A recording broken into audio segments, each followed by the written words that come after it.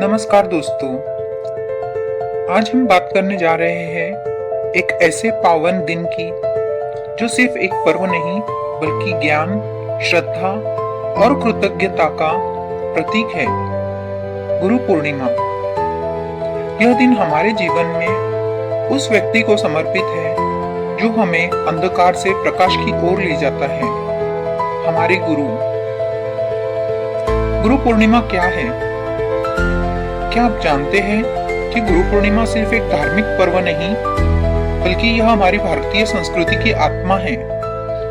गुरु पूर्णिमा हर साल आषाढ़ मास की पूर्णिमा तिथि को मनाई जाती है। यह दिन गुरु को समर्पित होता है, चाहे वो हमारे अध्यापक हो, माता पिता हो या आध्यात्मिक मार्गदर्शक। संस्कृत में कहा गया है, गुरुर् ब्रह्मा गुरुर् विष्णु गुरुर्देवो महेश्वरः, गुरुर् साक्षात् परब्रह्म तस्मै श्री गुरुवे नमः। इसका ऐतिहासिक महत्व क्या है? आइए जानते हैं गुरु पूर्णिमा का इतिहास। महर्षि वेद व्यास। इस दिन को व्यास पूर्णिमा भी कहा जाता है क्योंकि इसी दिन महर्षि वेदव्यास का जन्म हुआ था। उन्होंने वेदों को 4 भागों में विभाजित किया: ऋग्वेद, यजुर्वेद, सामवेद और अथर्ववेद। इसके अलावा उन्होंने महाभारत और 18 पुराणों की रचना भी की। भगवान शिव।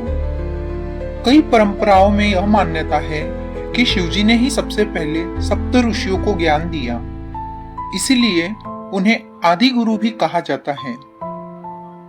भगवान बुद्ध। बौद्ध धर्म में इस दिन का विशेष महत्व है।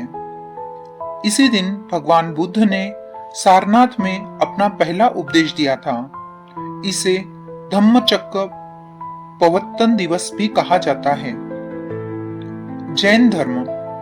भगवान महावीर ने अपने मुख्य शिष्य गौतम स्वामी को इसी दिन ज्ञान दिया था।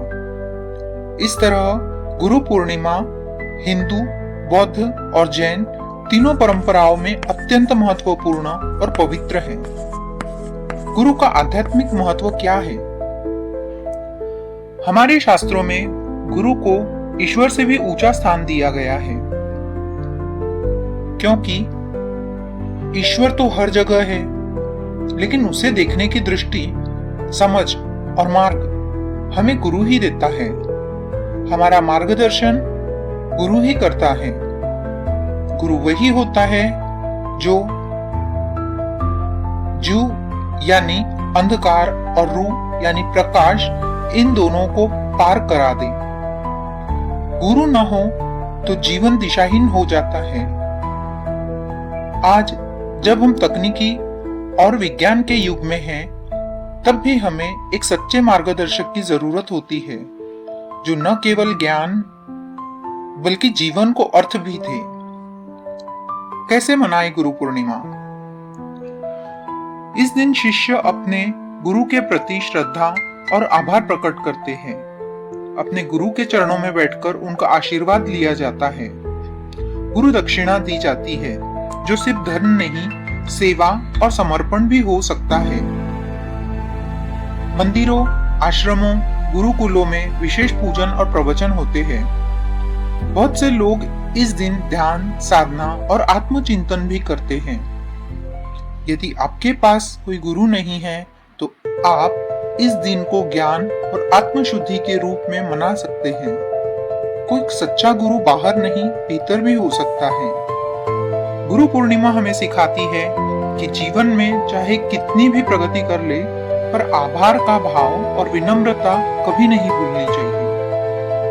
एक अच्छा गुरु आपके जीवन को ही नहीं, आपकी आत्मा को भी बदल सकता है। तो आइए इस गुरु पूर्णिमा पर हम सब मिलकर अपने जीवन में उन सभी गुरुओं को नमन करें, चाहे वो हमारे शिक्षक हो, माता पिता हो, आध्यात्मिक गुरुदेव हो या वो अनुभव जिसने हमें जीवन का पाठ पढ़ाया।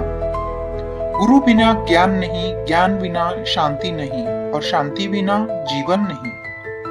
अगर आपको यह जानकारी भावनात्मक और प्रेरणादायक लगी हो तो वीडियो को लाइक करें, शेयर करें और हमारे चैनल को सब्सक्राइब करना ना भूलें। आप सभी को गुरु पूर्णिमा की हार्दिक शुभकामनाएं।